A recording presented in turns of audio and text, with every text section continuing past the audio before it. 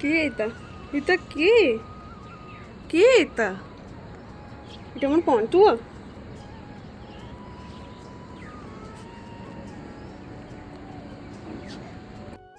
Good morning বন্ধুরা, এটা হচ্ছে আমার দিদির বাড়ির দ্বিতীয় দিনের সকাল। তো এই যে তোমাদেরকে একটুখানি দিদির বাড়ির চারিদিকটা ঘুরিয়ে দেখাচ্ছি, মানে ছাদের থেকে। এই যে ঘরগুলো দেখছো, যখন আমার দিদির বিয়ে হয় তখন কিন্তু এই ঘরগুলো একটাও ছিল না, একদম ফাঁকা। ওই যে আম গাছ রয়েছে, ওর সামনে একটা ট্রাক্টরের শোরুম আছে, নতুন নতুন সব ট্রাক্টর থাকে, ওইখান থেকে পুরো মানে হাই রোডটা দেখা যেত। তো এই যে বাড়িগুলো রয়েছে, এগুলো একদমই কোনো বাড়িটাই ছিল না, আমাদের দিদির বাড়িটা এখানে ছিল, আর তার পাশে একটা বাড়ি, বাস এইটুকুই বাড়ি ছিল এখানে। আর ওই যে ওই রাস্তা দিয়ে সোজা একটা পুকুর গেছে, অনেক বড় পুকুর। আর এই বাড়িগুলো সব নতুন হয়েছে। তো দিদিদের পাড়াটাও এখন জমজমাট হয়ে গেছে। আর দিদির গাছ লাগানো, মানে যাদের জমি থাকে না, তাদের গাছ লাগানোর শখটা বেশি থাকে। যেমন আমার দিদি দেখো ছাদের মধ্যে এই প্লাস্টিকের একটা ডাব্বার মধ্যে মাটি দিয়ে ওতে বেগুন গাছ লাগিয়েছে। আর এদিকে দেখো এ বাড়িটাও কিন্তু ছিল না, এ বাড়িটাও আবার নতুন হয়েছে। আর নিচেও দিদি গাছ লাগিয়েছে, সেটা তো তোমাদেরকে বলাই হয়নি, নিচেও গাছ লাগিয়েছে। আর এই যে উপর থেকে দেখাচ্ছে এরকম, ওই যে জামাইবাবুর গাড়িটা রয়েছে তার পেছন দিকেই দেখতে পাচ্ছ, এখানে গাছ লাগিয়েছে। আর এদিকে হচ্ছে দিদির মেজো যায় রান্নাঘরের ছাদটা, ওইখানেও দিদির মেজো যায় আবার গাছ লাগিয়েছে। এদিকে বেল গাছ টেল গাছ রয়েছে। তো বেশ ভালো জায়গাটা, মানে শহর অঞ্চল মানে যেমন হয় সেরমই। আর এদিকে দেখো ওই দিক থেকে সব কিছু দেখি আমি আর পান্ত, মানে আমার দিদির ছোটো মেয়ে আমার কোলে রয়েছে, তোমরা দেখেইছো।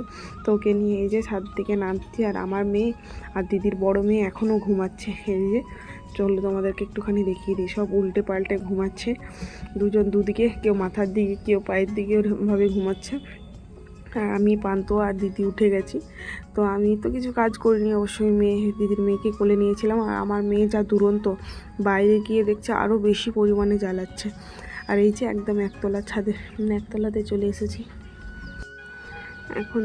এই যে বারান্দাকে চলে এসেছি। তো এখন দেখি সোনার পাপা আর জামাইবাবু ঘুম থেকে উঠলে কিনা। এটা বারান্দার গেট। আর এই যে সোনার পাপা আর জামাইবাবু ঘুমাচ্ছে। আর সেরকম ভিডিও করিনি, একদম টিফিনের টাইমে। আমরা তো বেশিরভাগ টিফিন মানে জলখাবার মানে মুড়ির তরকারি, মুড়ি চপ, মুড়ি মানে আমাদের মুড়িটাই হচ্ছে মেন জলখাবার। আর এদিকে দেখো সোনার এই বয়স রয়েছে এটার মধ্যে চাপার, তো এটাতেই ও করছে। আর ভিডিও করিনি সারাদিন। এই যে এখন বিদায় রজনী, তো এখন আমরা সব রেডি হয়ে জলদি জলদি বেরিয়ে যাচ্ছি, কারণ মেয়ে নিয়ে যাবো তো ঠান্ডা লেগে যাবে।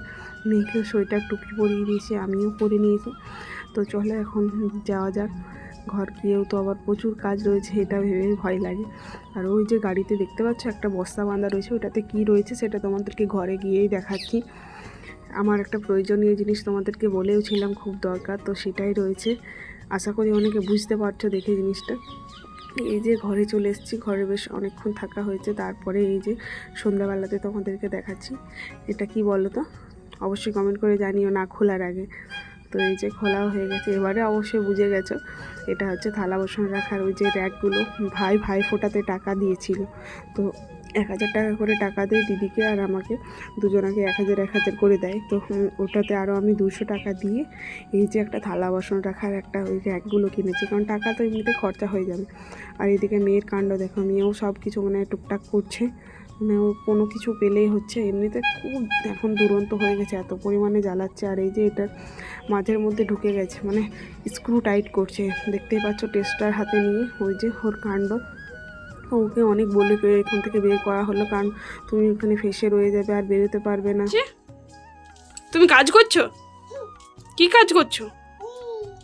এই যে এই কাজটা করছো, আর তোমাকে মা কেমন করে মারি করলো? তুমি দুস্তু করছিলে তখন কেমন করে মারি করলো?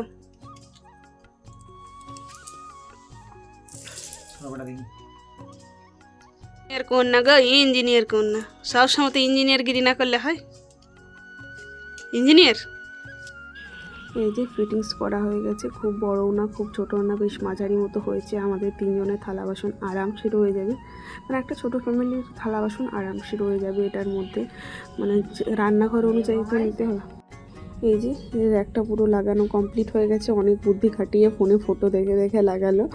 আর এবারে স্ক্রুগুলো সব টাইট করছে। আর আমার মেয়ের কাজ জানোই তো, সব কিছু কাজে ওকে কিছু না কিছু করতে হবে। ওই যে ও হাতে একটা করে স্ক্রু নিয়েছে, এখানে ওখানে স্ক্রুগুলো দিচ্ছে।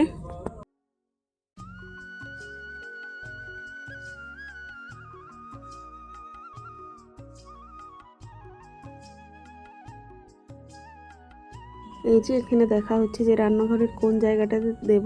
আমার রান্নাঘরটা সেরকম বড়ও না, তারপরে রান্নাঘরের দেওয়ালগুলোও মসৃণ না, তো এই জায়গা ওই জায়গা করে দেখা হচ্ছে। আজকে অবশ্যই লাগানো হবে না, কারণ ব্রেক খুঁজে পাওয়া গেল না।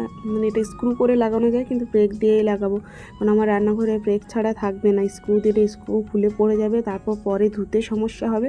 ওই জন্য আমি বললাম যে ব্রেক দিয়ে লাগিয়ে দেবে। আর এদিকে দেখো দিদির বাড়ি থেকে এগুলো সব দিদিকে আমি কিনে রাখতে বলেছিলাম। এই ব্যাগটা অবশ্যই বলিনি, ব্যাগটা দিদি কিনে এনেছিল। তো আমি বললাম যে আমার বেশ ভালো লাগছে, জানোই আমার ব্যাগের একটুখানি শখ রয়েছে, আমার অনেক ব্যাগ রয়েছে।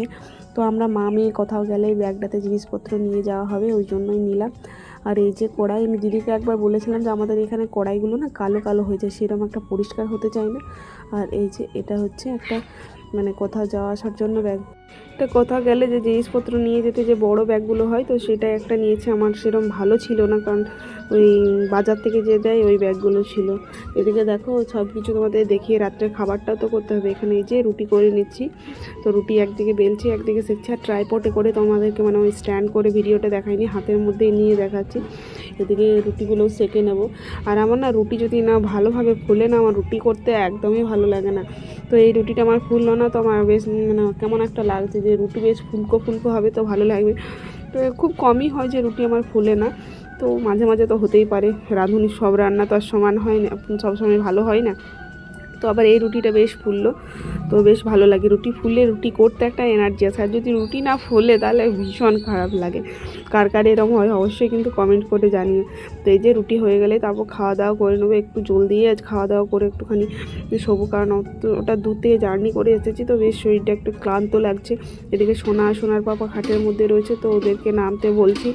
আজকে রুটির জন্য করেছি রুটি আর আলু ভাজা। এই যে আলু ভাজা নিয়েছি। তো চলো আজকের ভিডিওটা এখানেই শেষ করছি। ভিডিওটা যদি ভালো লাগে তাহলে অবশ্যই লাইক শেয়ার কমেন্ট আর সাবস্ক্রাইব করতে ভুলবেন না। ভালো থেকো, সুস্থ থেকো।